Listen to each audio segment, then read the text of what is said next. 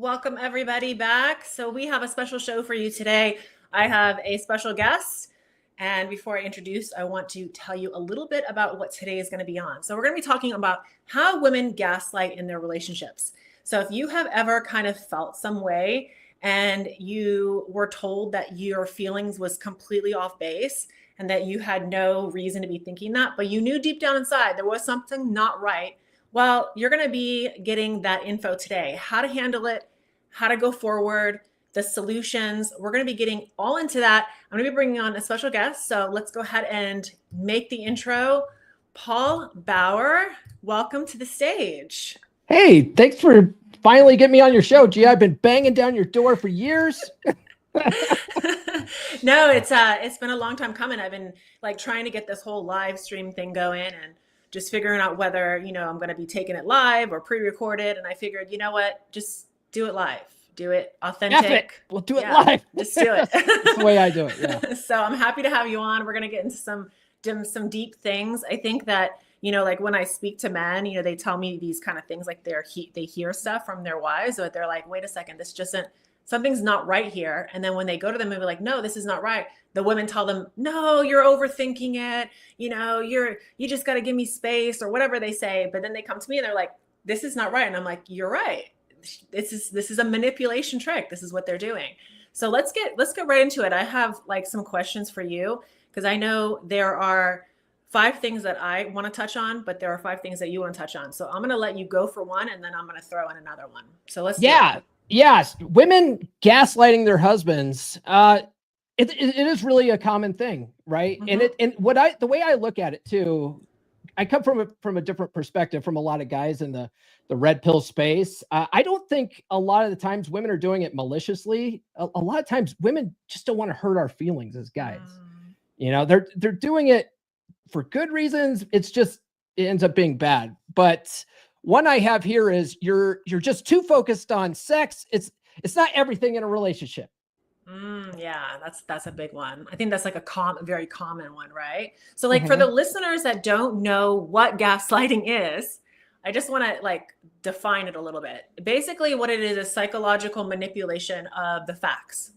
What they're doing is they're taking the good nature of a man and they're basically taking what you would naturally do or instinctively doing over a period of time and then making you question the validity of your own thoughts or perception of reality. So they're making you conform to their reality by telling you that your reality is the false one. Okay. So this one that you're talking about, sex, is like a huge one because they will, I think shaming, right? Shaming is like one of the main manipulation tactics. They will, anything that you do, it's like, no, it's all in your head. You're the one who's, being a Nathandra. Like you hear all these different things, right? But with sex, the big one is like, she tells you, okay, it's okay to not, like in a relationship over time, it's natural to not want it anymore. Like they'll tell you that. No, that's not natural. That's not normal. That's not okay.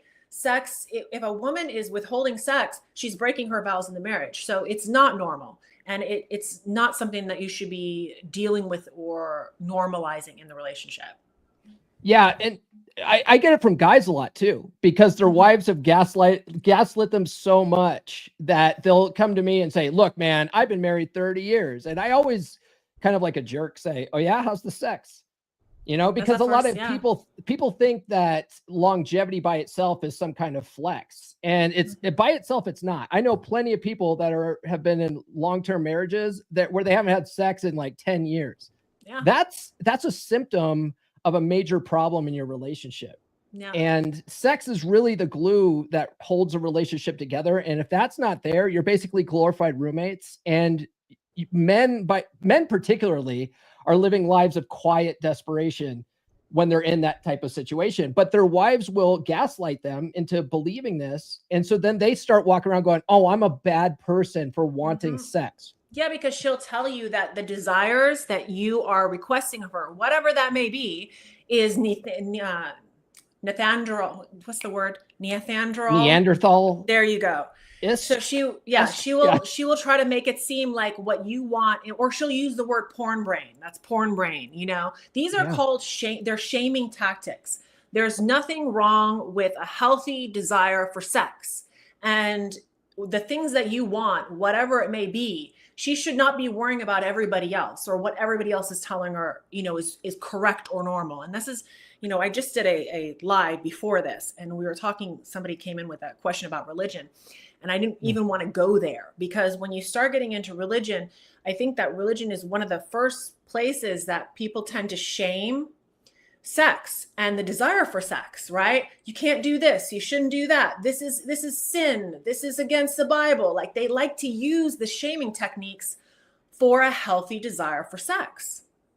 Yeah, they do. And I've done lots of podcast episodes about this, and I don't like to necessarily trash religions, but True. A lot of people have an unhealthy paradigm when it comes to sex because of religion. And what I've noticed in dead bedroom situations, especially like the real devout Christian guys that come to me, because those are the guys that will really come to me, because for them, divorce is not an option. That goes against God's law, and I made a vow to God, and so quitting is not an option. What do I do here? My wife has never been into sex. And these guys will have done it the right way, where they are dating, they're abstinent until they get married. And then on their honeymoon night, they find out, oh, she's got a mental aversion to sex because she's been told her whole life that it's a bad thing. So yeah, religion, unfortunately, religion does a lot of good things, but in this one area, it really can be harmful for people in their relationships. Yeah, that's why I said when a guy says, I want a good girl, he doesn't actually want a good girl. And that's why the live that we had before that, you have to be able to switch those hats. Like, you have to be able to be multifaceted. You have to do other things. Be the good girl, be the bad girl. you know? So what would you tell a husband or somebody in a relationship like that, how to go about handling something like that? What advice would you give them? Well, with a situation like that, one of my beer club brothers, so I have a men's group, and one of my all-stars in there, this guy, David, he's completely turned his marriage around. He was in a situation like that. And all he did for a long time was just apply the principles that I talk about in my book. And what he ended up doing was he just started working on himself. He started sort of detaching from her a little bit and just focusing on leveling himself up, losing the weight, being more attractive, less unattractive, getting his health in check, learning what women respond to as opposed to what society says women want. And he just started applying that stuff. And what she noticed was that he was putting in all this effort, and she started getting worried that, he might start looking at other women because she wasn't trying as hard. And so she started like having a meltdown about it. We call this sort of the dread game. Well, it's dread game. Yeah. But the way I teach passive, I don't really think it's a great idea to go around and, go on business trips and take pictures of like, a margarita next to a beer just to make them think that you might be cheating. That's stupid game stuff. Right. But if you just become the guy that she was attracted to in the beginning, like just get back to that guy, oftentimes you'll find that other women naturally find you attractive. You don't even have to be flirting with them. And your wife will notice that sort of thing. And then she starts worrying like, oh man, I'm not going to be able to keep up. I might lose this guy. And they start freaking out. And he finally had to come to Jesus, talk with her and was like, hey, this isn't working out for me. We haven't had sex in I think they didn't have sex for 9 years or something. He also had a bunch of medical problems like kidney failure, and he had to do a kidney transplant, just the worst possible case. And he was able to turn this around. So I'm like, if David can do this, anybody can do this, guys. But that was the thing, is he basically got to a point where he was working on himself so much, and she was worried about losing him, that she was actually inspired to start looking into how she could be a better wife. And she started noticing he's reading all these types of books. He reads every book that I've ever recommended. He's one of the most coachable guys I've ever met. And if you're coachable, there's hope for you.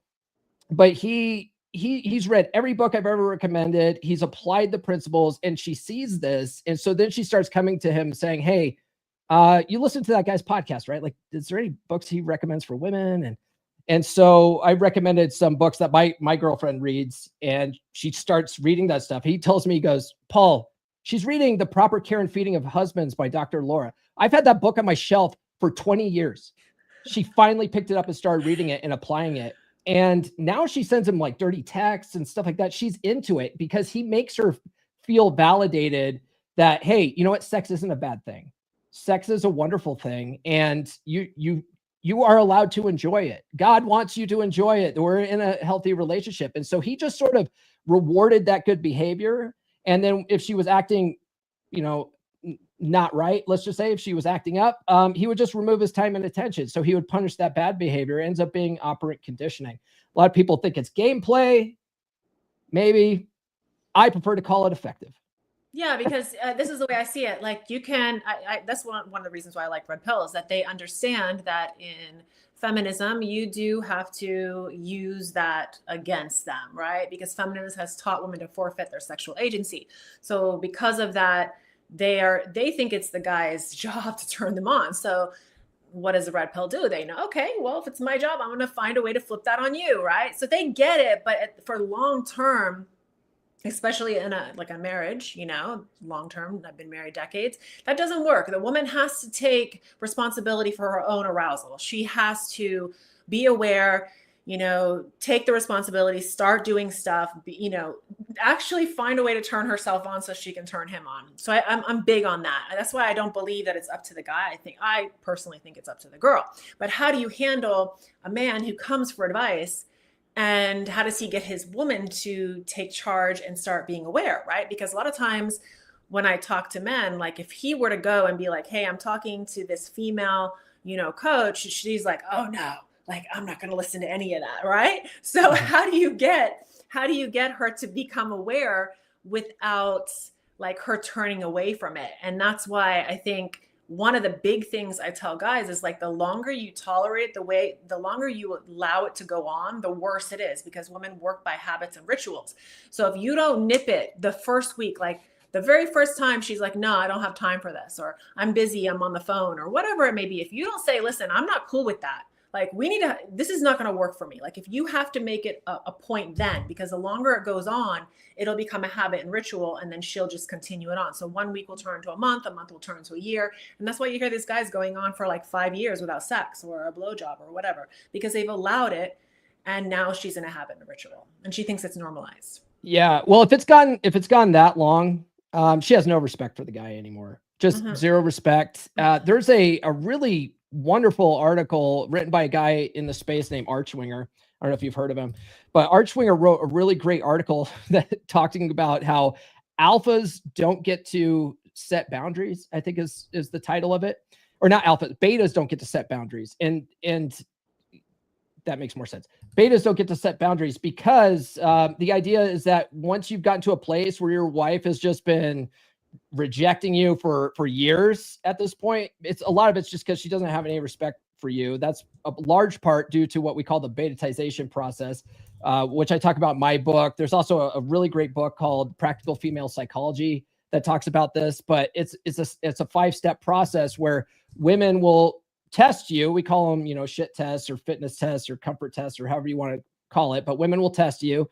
Men who aren't aware of it will fail all those tests. Then she'll start seeking communication and try to get you to open up, be more vulnerable. Then she'll use that against you. And then will put you to work and make you be her plow horse for a while. And then she's emasculated you so much that you just don't turn her on anymore. And so now she just rejects you and she dangles sex like a carrot. So if you're at that point, having that conversation with her is not going to work because she's not going to respect that anyway. She's like, whatever. So the only thing for a guy to do at that point is to recognize where he's at and start working on himself again. He has to get back to the beginning of the betatization process. He's got to learn how to pass those tests again so that you start re-earning that respect back. And when that respect comes back, then you can have a conversation like that. But one thing that a lot of guys don't even realize is that like 99% of guys aren't satisfying their woman. But a lot also at the same time, a lot of guys are almost over focused on trying to satisfy her. And so a lot of times it puts a lot of pressure on their wives or their girlfriends. and they mentally check out because like, oh, now that I've got to perform here, like he really wants me to do something. So for those types of guys, I actually tell them like, hey, it's almost better to take a step back and be more of a selfish lover for a little bit and just worry about getting your needs met and have the sort of mentality that it's every adult's job in this interaction to get themselves off, at least for a while, right? And this is where you're like, this goes back to why I say that in the beginning, if a woman hasn't made it a habit to arouse herself, yeah, she is going to have to treat it like a gym session where the first couple weeks, she's not going to want to do it. She has to kind of force herself to do it. But then after a while, she will begin to enjoy it and get better every single time. Yeah. But a man tends to want that, crazy enthusiasm immediately when she has gotten out of a habit or haven't gotten into a habit. So I tell men, sometimes you have to shut your head off. Don't pay attention to her always being aroused or into it until she gets into the habit, and then we can address it. It's baby steps. Yeah, no, I would say that's good advice. But what I would say to guys is after you sort of started being more of the selfish lover type, now it does behoove you to start learning how to be a better lover in the bedroom. A phenomenal book that was out there by my good friend, Eric Everhart. I don't know if you know him. He's a former adult star in this space. He wrote a great book called Unleash Your Sexual Superpowers. And it was one of the best books I've ever read on the subject. Because one of the things he talks about is how women can fake orgasms. They can fake the moaning. They can, squeeze their Kegel muscles. They can shake their legs. They can put on a great show. But one thing that they can't do is fake the arousal of their clitoris. And if you know what you're looking for, you can tell if you're doing a good job or not. And you can sort of just, play it like like Braille, right? You want to read that thing like Braille. So his book taught that, but it went out of print. It's so unfortunate too. I do have a copy for it, but and I made it available for my beer club guys, but cool. But you can't get it anymore on Amazon. It's really unfortunate. And he's trying to get the rights back, but he sold the rights to this publishing company. It's a whole long story, but phenomenal book. I would highly recommend that. There was another great book in the space that you can't get anymore called The Sex God Method. And even that, like, you have to find the right groups to find the right PDF and the right, guys are trading it around. If you try to buy it on Amazon, it's $3,000 on Amazon. Wow. Because it's the guy, I guess, doesn't. Yeah. But once you do that and you start applying the stuff, because reading information, like reading books is one thing, but if you don't apply it, it's pointless. It's just mental masturbation. So read this stuff and test it out. Have some science experience with your girl. Have a fun time with it. That's what I would say. But if you can get her really aroused consistently, she's putty in your hands. It's one of this guy in the space, Royce's 16 Commandments, which is basically, paraphrasing here, but it's basically if you dick her down right, she'll forget all your bullshit, right? So there's a saying, like, there's a reset button in her G spot. Like, oh yeah, for every woman there's a reset button. Okay, so the second gaslighting is false accusations of abuse, or women in relationships who will say things like, I don't feel safe with you, or, but they won't take responsibility for the fact that they've been poking the bear every single day. Consistency, consistently, they're always like creating little drama and chaos. And he is getting to the point where you poke the bear long enough, he's gonna react, right? For every action, there's a reaction. So they're not taking into account that. So when he pokes back, or when he's like getting upset or shows any emotion whatsoever, automatically they want to say you're abusive, right? So the false accusations of abuse is another gaslighting, shaming technique that they will use. And then they'll say something like, you need to go to therapy for anger management, right? Mm-hmm. You hear that one. Like, no, like, he doesn't need anger management. He's a man. You're poking the bear. How many times are you going to poke the bear and not expect him to react? So that would be my next one. And I think that, if you have to understand that there are things that you can ask him, but if he tells you, like my husband's very, very, if he tells me, hey, enough is enough, like, we're not discussing this anymore. I know, okay, leave it alone. Don't bring it up. If he walks out, leave him alone. Don't chase after him, like, women have to understand that there's boundaries. And again in our society, it's like, no, you need to deal with it now. No, he doesn't. So what would you say on this one, on this particular gaslight? Honestly, Gina, this is one of the number one things a guy, once he gets his mental frame in check, if he can actually get some emotional control, will completely turn the dynamic of the relationship around 100%. And this is one of the things I really harp on with men, because I mean, they come to me obviously for a dead bedroom situation. That's that's the problem they want to solve, but really it's a symptom of a much larger issue. And largely she's testing him. She's poking the bear, like you said, and he reacts negatively, and then she uses it against him. But if a guy can learn not to take her so seriously, and one of the things I tell guys, it sounds toxic as hell, but it's very effective. As I said, stop taking her so seriously. You got to look at her like she's the most responsible teenager in the house. Like if you had like your teenage niece saying, mean stuff to you, like you wouldn't like lose your crap. Typically you would think she's funny and cute. And you're like, whatever, kid, you wouldn't take it so seriously. So why are you taking your wife so seriously? Don't. She doesn't even want to be taken seriously most of the time. Right. So if you are just sort of agree and amplify, right? If you act indifferent, if you just don't emotionally react to her stuff, that dynamic completely changes. And then she actually will feel more safe and secure in the relationship because you're not so reactive, but this is the way I see it. If you have never, as a man, if you have never had anybody in your workplace, in your brotherhood, in your friend group, if nobody has ever said to you, hey, you got some anger issues, like if nobody, but only in your home with only your wife, you're hearing these things, that's a gaslight. Oh, she's definitely the one that is causing that anger issue. For sure. Well, and women are really good at that because, like I said before, the second phase in the betatization process is she wants you to open up and she wants you to be more emotionally vulnerable with her, and guys will just open up and think, oh, she wants me to just spill my guts to her. And women are really good at just picking out the little things that they can use against you, and then as soon as something's not right, bam, they throw that card down, and all of a sudden the guy reacts and now he's the bad guy. So really for guys, it behooves you to understand what's happening and don't fall for it. Just don't take her so seriously.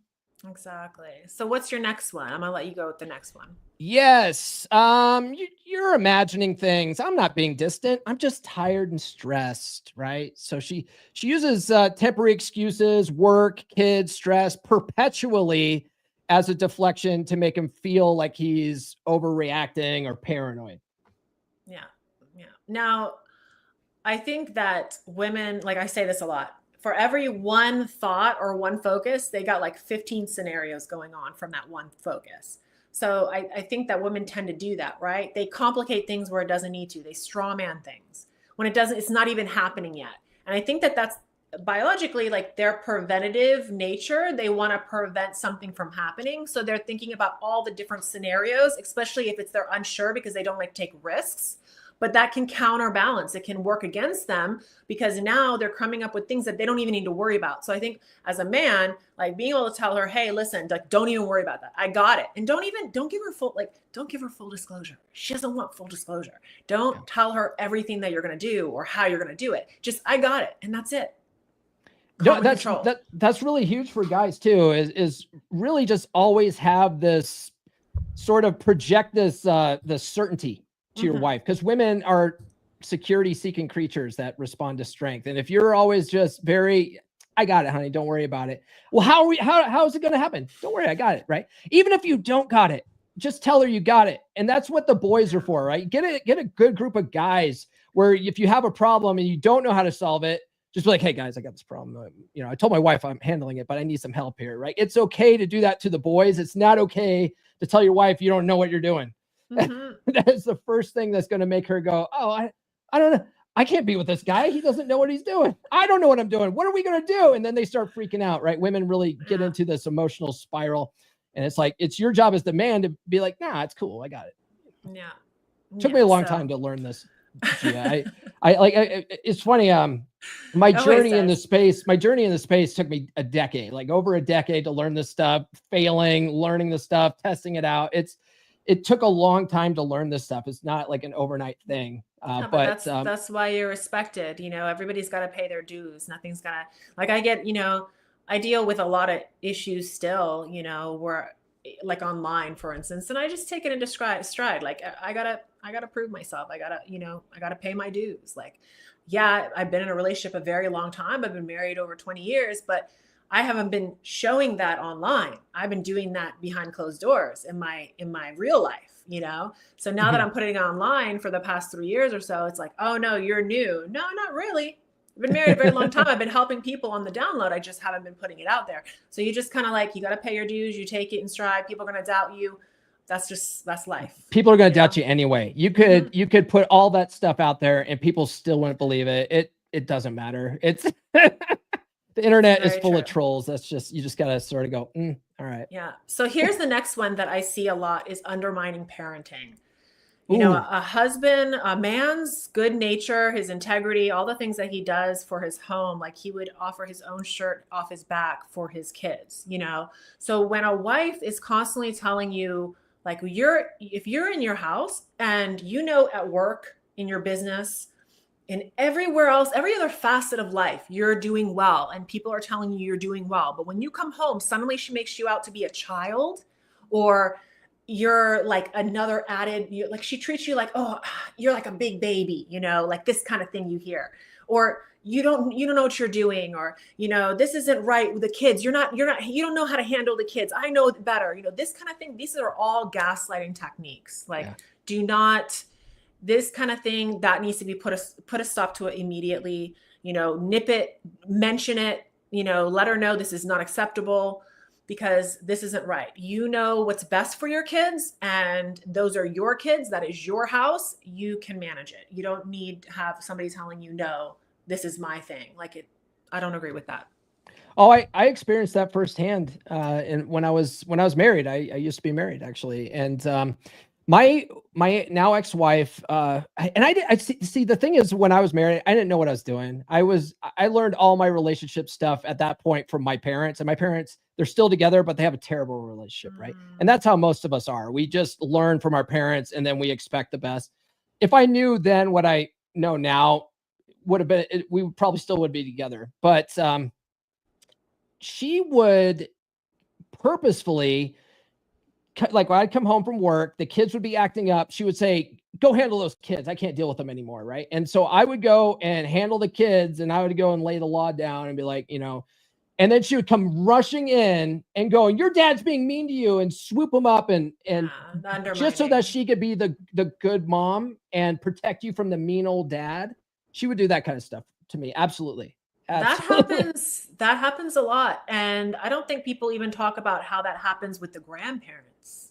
So go on. That's another one. So like, if you're dealing with a woman who's gaslighting, 100% the mother, that's where she learned it from. She learned it from her parents. If you look at the how the mother treats the father, she's learning that. She's, you know, if the grandmother is undermining all of your efforts, like everything you tell your child, you can't do this, you can't, and the kid knows he can run to the grandparents and get it all there, that's undermining, that's gaslighting. They're basically saying that your perception of reality is not reality. They're manipulating. Yeah. It's something that's very common, actually. Yeah. And it's actually one of the blessings of the divorce is that we ended up with 50-50 custody. And so I got to be 100% of a dad 50% of the time. And that meant that when the kids were at my house, I was like, I don't care what your mom's doing. I don't care what your mom says. Like, you're at my house now. These are my rules. And, you know, I'm like, I can't tell your mom what to do at her house. So when you're over there, you live by her rules. And so, but I would let the kids, you know, I'd give them proper rules, and they would realize that if they just follow dad's rules, there would be no trouble and everything was happy, hunky dory. And what they found over the years, my daughter's off in college now. My son's, he's a sophomore in high school. They've realized over the years, over the last decade, that their mom isn't quite as honest as she used to make herself out to be. And actually dad's more of the chill kind of guy that actually gets things done and takes care of everything and makes sure that their homework gets done right and takes them to all their appointments. Like I'm the one that does everything. And they realize, oh man, dad got the short end of the stick here, and I've never badmouthed their mom ever, because I won't do that. And I don't think that's a good idea to do that. It's just, I've let them just sort of through time experience who their mom is on their own. And then when they come to me, have their own relationships to kind of figure it out. Up until that point, they're going to think you guys are speaking some other language. They're not going to get it. Yeah. Yeah. And it's, I don't think it's good for, men to badmouth their ex-wives and vice versa, because that really just pits the kids against each other, and that's not a healthy environment. But the kids will eventually see who's real and who's not. And when the kids come to me and say, mom's acting this way, all I do is just sort of listen to them. I go, yeah, it's frustrating, right? Like, yeah, I know exactly how you feel. Yeah. It's weird, because I don't think I've talked to so many couples over the years, and it's the men that tend to not say anything. They're like the less words. They don't want to communicate it. If anything, they'd be like, oh, your mom, that's as much as they'll say. But it's always the wife who's like going into details about the affair, and he cheated on me and he did this. It's like, this is not something that you tell the kids. Like, you don't badmouth. It's another form, again, of gaslighting. It's another form of undermining the other parent's authority.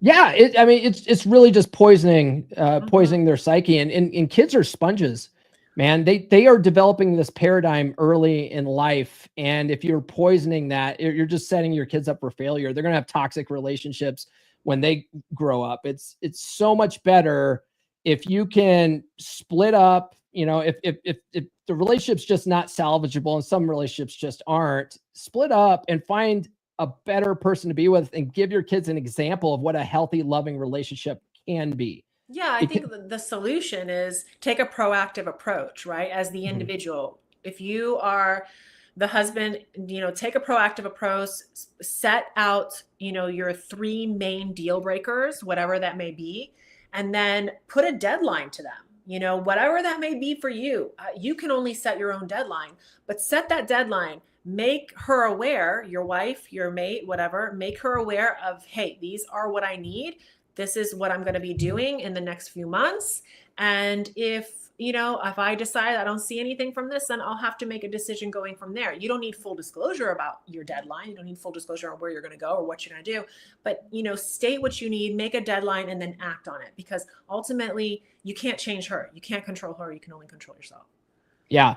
Well, yeah, that's exactly what I tell guys all the time. Like, it's funny because I don't work with couples. I only specifically work with men. And I, in fact, tell men, hey, it's best if you don't tell your wife you're working on this stuff. And the reason, it's funny that you say that, because I say the exact same thing. Because if the man goes and he tells her, hey, I've been speaking to so-and-so, all she does is say, oh, so you didn't come up with this idea on your own? So then she just undermines him even more. Yeah. Yeah. She'll test the guys a lot, right? She'll be like, oh, is that something your coach said to do? Right. Oh, is that something your little book said to do? And so it's like, it's best to just don't talk about it, be about it, and just let her go. I don't know what's going on here. I like what he's doing.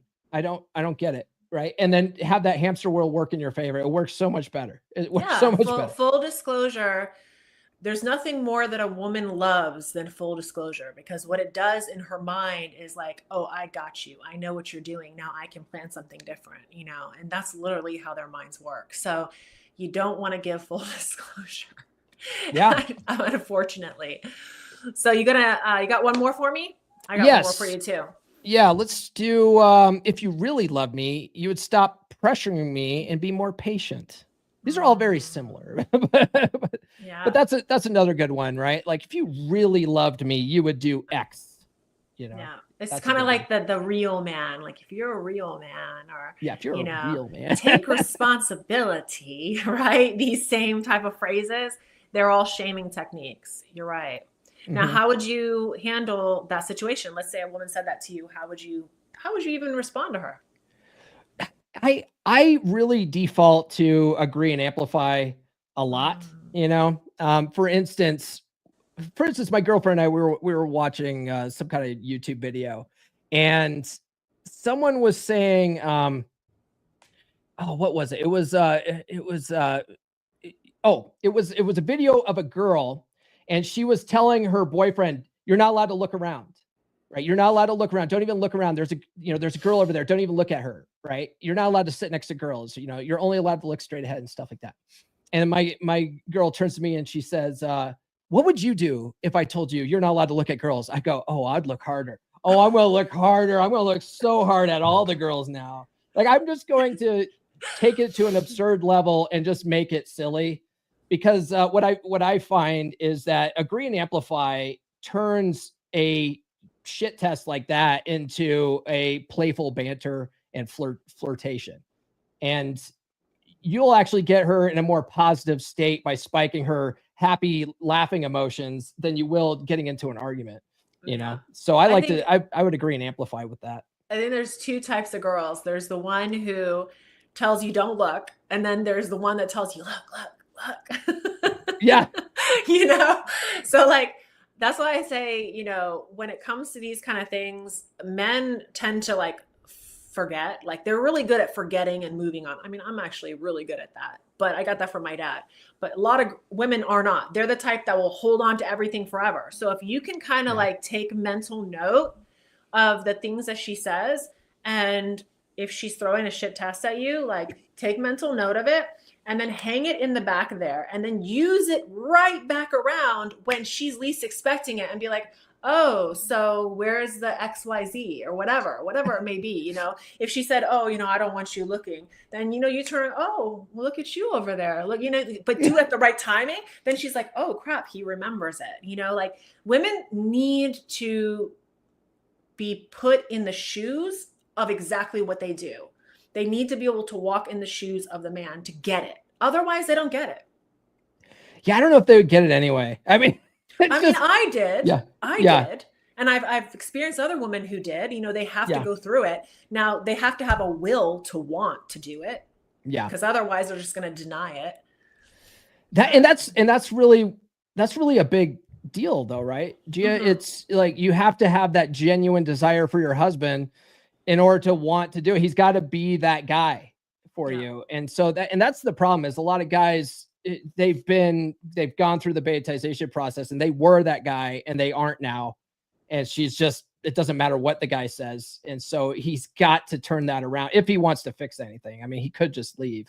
But for a lot of guys, I mean, you're looking at tens of thousands of, if not hundreds of thousands of dollars in like legal fees with divorce and stuff like that. It's just, to avoid the ringer, it's better to just try to fix it if you can. If you love her a little bit still, like, it's better to try to fix it. But that's what it takes. I find that the kids are what really holds a man there, right? That's it. Like, the will to not want their kids to have any issues later on down the road, because they would leave, but they're like, "Oh, but what about the kids?" And I understand that's where they get stuck. Yeah, well, it's like, it's one is what about the kids, and then two, am I going to lose the kids? Right. Because in a lot of situations, especially depending on what a guy does, he might lose the kids. I mean, if you're an oil rig worker, you might make good money, and you might be able to actually monetarily support those kids, but you're gone 6 months at a time. Like, the judge is never going to order you to have full custody of those kids, because who's going to watch them when you're working the oil rigs? Right. So a lot of guys, if they lose that relationship, they lose their kids too. And then they end up being, weekend dads or summer dads or whatever. And I think that's a bigger fear than anything else, Yeah. Yeah. So then my last one is the shaming of the sexual desires. I think that's like a big one, because I see this all the time, whether it be whatever. I mean, like, blowjobs, whatever, like wearing no bra, like bouncing up and down, like whatever, like the typical, to me, they're normal things, but like, that is shamed. Those are looked at as like perverted or porn brained or whatever. We talked about this earlier. It's just, I think that women do that a lot. They like to shame a man's desire. And I know I've said it before, like we talk about hypergamy and how women want like more and more stuff, right? Materialistic stuff. But I do think that men have a tendency to want the next sexual adventure with his woman. Like he wants to try new things and have fun. And I think that women tend to like, they gaslight you into believing like, no, you just need to have like the same old stuff. Like, why do we need to try this? You're being perverted. You're being porn. And I think these are all gaslighting tactics as well. Oh, got it. So when a guy wants to do some sexual experimentation in bed, like he's a creep for it, or exactly. if he likes watching porn videos and she doesn't look that way, she gets really self-conscious about it and then gaslights him into thinking, well, you shouldn't like that because that's all fake anyway, and whatever is. Right. I see what you're saying. It doesn't even have to be, they didn't have to go there. It can be like just wanting to not always be in the bed or not want the lights turned off, you know, like simple things. And she will make it out to be, oh, you're being perverted or whatever. So I think that that's a main thing. Like, yeah.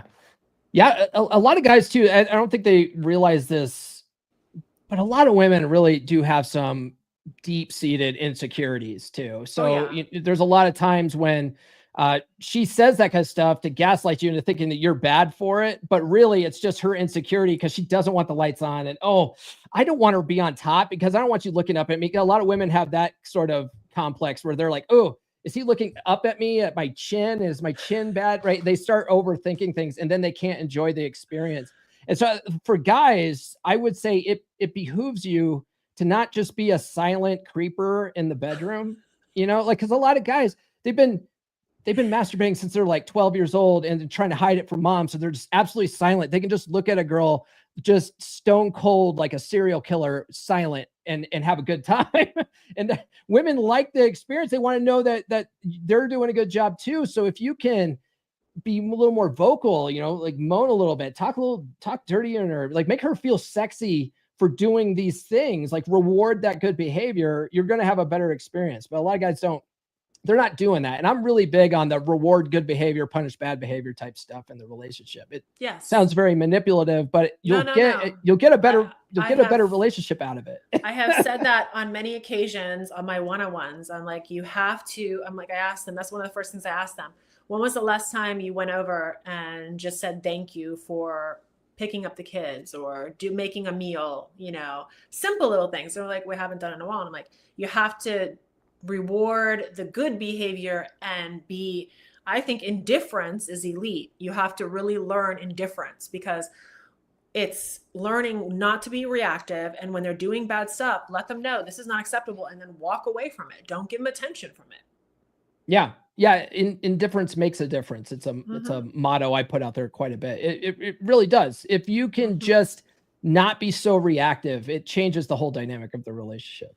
And I mean, she'll throw her tantrum. She'll get upset. She'll do it. Walk away. Let her do it. You know, just walk away, go take a little mini peaceful walk, whatever, do something fun. And then when she wants to talk, hey, are you cool? Or are we going to talk normal? Or are we going to, you know, okay, let's sit down and talk about this. You know, that's classic nice guy behavior though. Gia is a guy just can't stand seeing a woman upset. If she's crying, she's pissed off, they're like, oh crap, the baby maker's mad. I better fix this. I got to fix this somehow. And they start dancing around, walking on eggshells, trying to make her happy all the time. The happy wife, happy life paradigm, it ruins the relationship. And if you have good, strong mental frame, you got to realize like, it's not your job to take ownership of her emotions. She's a woman, right? She's got estrogen. She's going to be on an emotional roller coaster. She could be happy 5 minutes from now and pissed off 20 minutes from now. Like there's nothing you can do about it. Just don't own that. Be like, hey, you want to talk about it? No. Okay. Well, I'm over here when you're ready, and then go about your business. Like don't own her emotions, and you'll find that she'll respect you more because you're not trying to fix it all the time. Yeah. We had a question come in. I'll show it to you. Oh, let's see. Okay. So talking about that, it's not that she always wants the wild things, or he doesn't always want the wild things. It's that he wants her to be a genuine burning desire. Basically, he wants you to be really into it. He wants to see a woman who's like deeply connected. But that comes down to her wanting to have fun, her being open to trying fun, adventurous stuff. You know, if she's like, if she doesn't have it on her face, a man reads that. But unfortunately, like we spoke about previous live stream, I said that if she's not into the habit of doing these things, she's not used to doing these things, you're going to have to kind of ignore that side in the beginning when she's trying. Like if she's actually wanting to please you and she's down, she's like, yeah, let's try it. She may not have that look that you want right away. You might have to let her start doing it more often and get into it. And as it becomes a habit and a ritual, you can see that. So be patient with her is what I'm saying. Here's one thing too that a lot of guys don't realize is they do nothing. They do absolutely nothing to do sexual escalation and seduction with their wife. They do nothing, right? They've been with her for 20 years.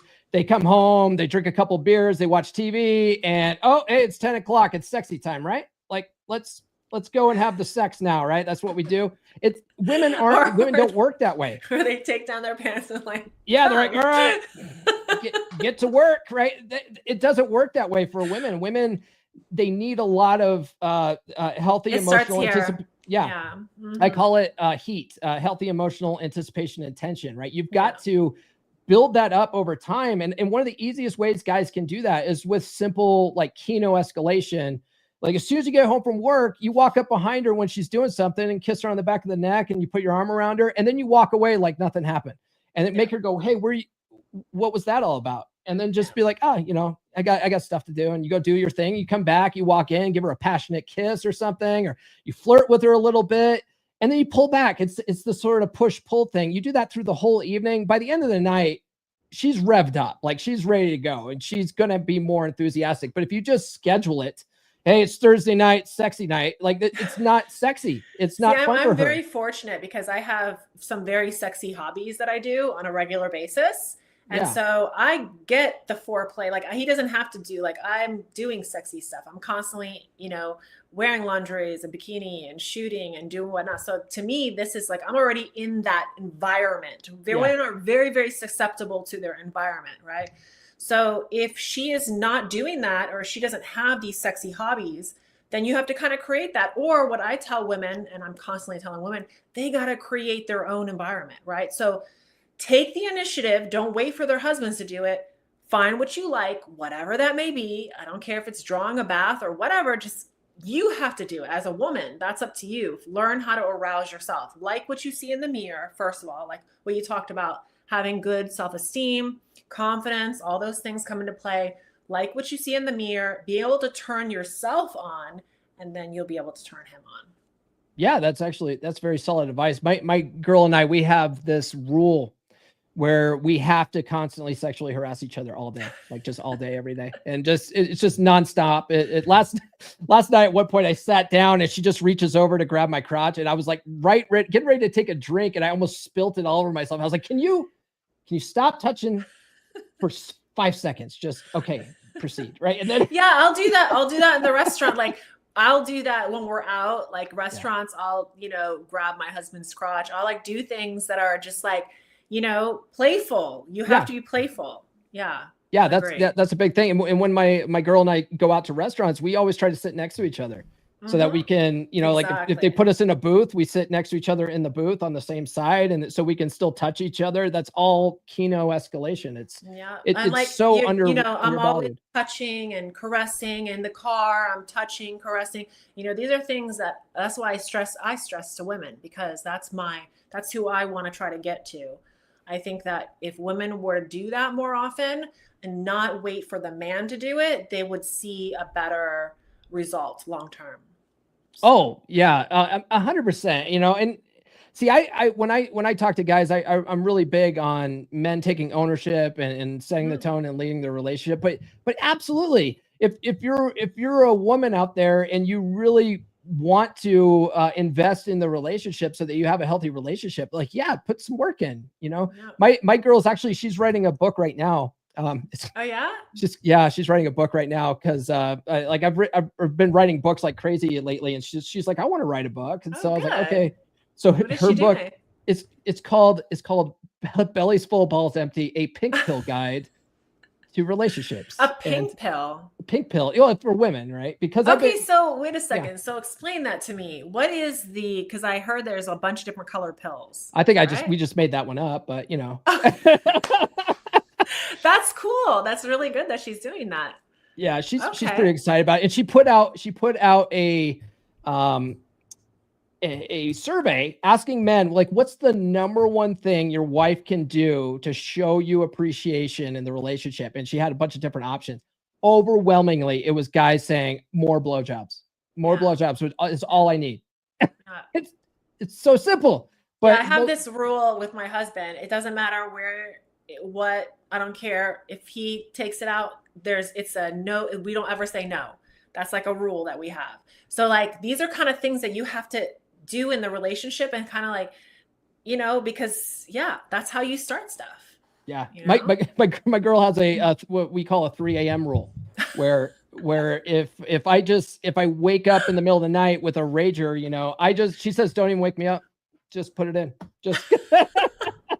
Yeah. You have to be, I think, you have to kind of say those things, like talk about them, be open to, I tell that all the time, talk about these things in the marriage, do it on a constant basis. This is kind of like foreplay anyways, when you talk about that with your husband, you know, find out what he likes. Don't wait to have him ask you.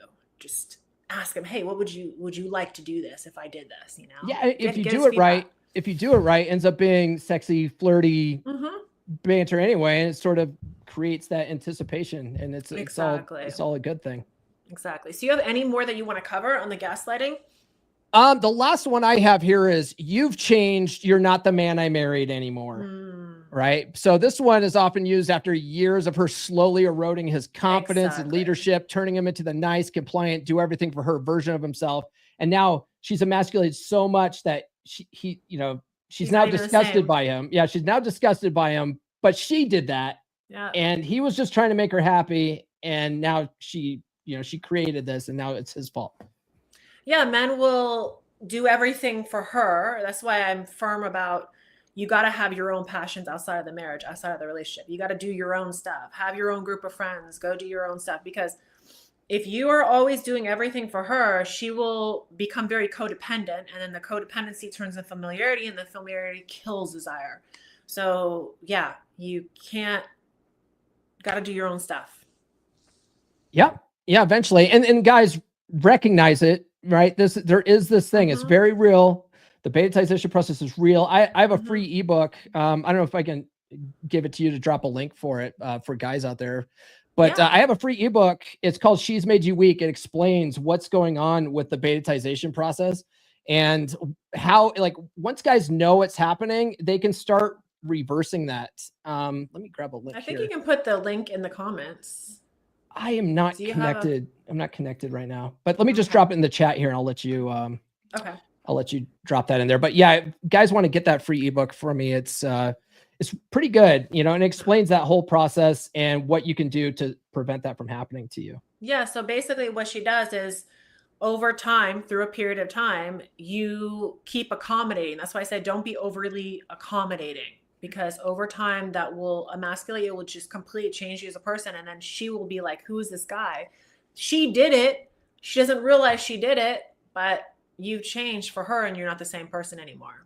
Yeah. So yeah. That is a form of gaslighting. A big thing that guys do too, and they don't even realize they're doing it, right, is when she comes at you, criticizing you about stuff or whatever it is, nagging you, a lot of guys they immediately get defensive and they start doing what we call deering, right? Defend, explain, excuse, rationalize. And all of that makes you more weak in her eyes. And it just puts you at a lower and lower and lower position where she keeps losing respect for you. So one of the things I tell guys is, like, just stop defending yourself. If she comes to you and complains about something, there's all sorts of tools at your disposal that you can use where you're not defending yourself. And a lot of it is just replaying back what she says to you. You know, if she complains about something, you're like, oh, I can see why that makes you upset, but you're not defending it. And the thing is, that's called fogging. When you say something like that, it makes it so that she has nothing to fight with, because you're not fighting back with her. And it really diffuses the situation really quick, and she respects you more. You know, yeah, and like, you're gonna have to stop doing the things that is accommodating, right? Like all the things that she's told you over the years, oh, do this, do that, I need you to, whatever it may be. I mean, it could be something as simple as like now everything's technology. So maybe you're taking photos for her or videos. Like I talk about this. If you're always doing her photos and videos, stop doing it. Just stop doing it. Just tell her, I'm not doing this. I'm not your photographer. And she's going to go into a tantrum. She's going to say, oh, you don't help me anymore. But you know what? No, if you continue with, doing what you need to do, handling your business, being on top of your health, and she truly desires you, she's not going to go anywhere. She's going to complain. She's going to get upset, but just stop doing those things. Stop being overly accommodating. You're going to go through a little period where she's going to get worse before she gets better. But yeah, you just have to literally stop doing those things that are making you, in her eyes, she doesn't even know it, she's not seeing you as the man that she once, met, or the guy that she fell in love with. Yeah. Yeah. Another thing guys do too is we call them covert contracts, where they are doing things to get things, right? Like, the love languages is a perfect example of this. You go to a marriage counselor, the marriage counselor's like, well, have you guys done the love languages? There's lots of studies that shows that love languages have no bearing on saving marriages, for one thing. But what will happen is men's top two languages are always physical touch and words of affirmation, because those are the two things they don't get. And then women, because they're at a place where they're just using you as a workhorse, like acts of service and gift giving is like what they end up coming back with. So guys are like, oh, if I do the dishes more, you'll put out more. Okay. And then they start doing this stuff in order to get something. And that just further erodes that respect of the relationship. So yeah, you knock that crap off, Yeah. Yeah. It's just male and female nature. Learn male and female nature, and you don't need any of these other crazy things that are going on. All these books, 5 love languages, all of it's going to be obsolete, because the one thing that I can attribute to my 20 years plus marriage is understanding male and female nature. Like I can't tell you how much that's helped me, because there were a lot of things that I went through. Then the reason why I went through them is why I can help other people, right? Because I actually had to go through them and get out of it and know the solution to it. But that was what I attribute, is learning male and female nature. And then I was like, oh, wow, my husband's actually really like awesome. Because I mean, before that, I thought I was like, what's wrong with him? Why isn't he more like Why me? is he such a toxic masculine man? You know, I don't get it. He was never supposed to be like me to begin with. I was trying to force a square peg into a round hole. It's like, what do you think's going to happen? So yeah. No, that's actually good that you bring that up, that you going through that adversity makes you a better coach, right? But a lot of people, they just don't understand that. They're like, oh, well, you didn't have the perfect relationship. And it's like, look, people who are naturally good at the stuff don't know why they're naturally good at it. They're ignorant of their success. And so when you ask them, hey, what's the secret? They're like, communication, I guess. I don't know. Like and that's the common phrase, right? Communication is the key to a healthy relationship. And it's like, it's the key to conflict resolution. It's not the key to a healthy relationship. Key to a healthy relationship is genuine desire. No. But you got to be able to navigate those storms in order to get there. I say that, like, you have to be able to go through the worst part of it and come out together to really get it. Because most people do is, as soon as they start hitting that rough patch where they got to change the way that because I had to do a lot of changing myself. Like I learned to just take responsibility and start doing the changes on my own. I didn't even care about what he was doing. I just focused on what I need to do.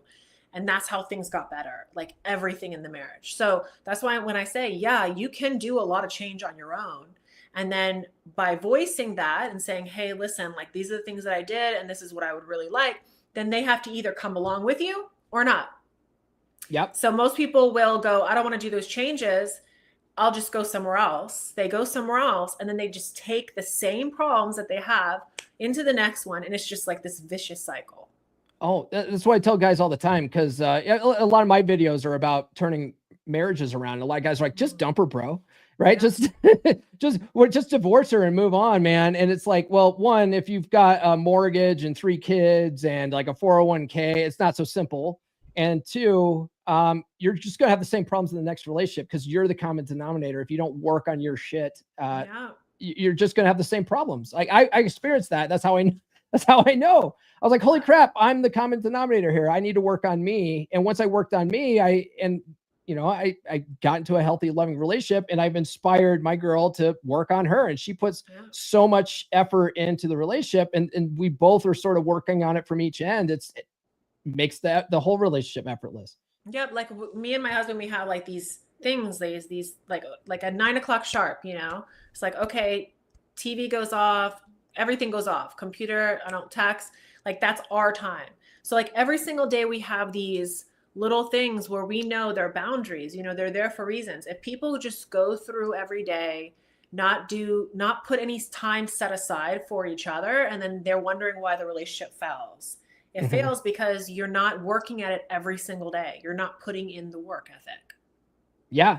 Yeah. And you were saying, phones off for a certain period of time. Like a lot of guys don't realize that, but women need you to be present in the moment with them. A lot of guys they're worried about problems. They're worried about what's going on at work tomorrow. They're worried about like all these problems that they got the weight of the world on their shoulder. They're constantly worrying about that. It's like at some point you just have to, when you're sitting with your girl, you just have to like clear that all out and just focus on being present with her. It doesn't even take that long. It could just be 10 minutes. She just needs a little bit of that time. Yeah, because when you were on a date with her in the initial, like when you guys were first dating, I'm sure you were so intrigued by her and so desired for her, you didn't pick up that phone. If it rang, you didn't turn it on, and somewhere along the way, familiarity, feeling like, oh, I'll just see her tomorrow, or just kind of taking for granted that person's presence, you start to let other things get into the way. Yeah. It's complacency. People just fall into complacency. They get too comfortable in the relationship and they stop working on it. And then next thing you know, that genuine desire fizzles out. It's because you let it though, We have somebody here. They said, school from Son of Thor. Shout out to Paul. Yeah. That's my boy, Tarl. What's up, Tarl? So thanks for coming on. So where can everybody find you? Well, you've got my Come On Man Pod there that you can find me there on X. I'm either Come On Man Pod or Come On Man Podcast on pretty much all platforms. And I've got a YouTube channel. I have new episodes every Monday, Wednesday, and Friday. And on Wednesday's episode, it's Breakup Wednesday. We're doing Breakup Wednesday because my new book is coming out in June. It's called Forget That. It's called Forget That Bitch, a red pill guide to breakups. And so Wednesdays are dedicated for guys that are going through that divorce experience and they know they need to move on, but they can't stop thinking about their ex and they want her back, but they know they shouldn't go after her. And so this book clarifies it all and shows you how to finally move on for good. So that comes out June 6th. So look for that. But otherwise, just follow me on X, Come On Man Pod. Yeah, you have all your links there and their YouTube. And for anybody that's listening, if you're going through any of these issues or you're kind of like, you don't know where to go, you have specific questions about your relationship, you can always, message me, DM. I also have my Telegram 24/7, so you guys can send questions there. If you want to jump on a one-on-one with either of us, whatever, we're here for you. So so thank you for everybody listening. I love that we finally got together, Paul. This was fun. Yeah, this was fun. We'll have to do this again soon, maybe in person. I have I'll be out in Vegas for one of my first live events the end of August. So I'm looking forward to that. If you guys also, those that are listening, want to meet me in person and hang out for the weekend, there we'll be doing like a whole weekend of fitness events and also on stage events. So I'd love to see you come out. If you want to get the tickets, let me know. And so we'll see you soon, Paul. I guess we'll touch base. Where are you located? I'm in Colorado, but Vegas is only like an hour flight. Okay, cool. It's pretty close, and any excuse to go out to Vegas. It's fun to go out there. Okay, so thanks for everybody that were listening. Thanks, Paul. I appreciate this. Till next time. Yes, ma'am. Thank you. Bye, guys.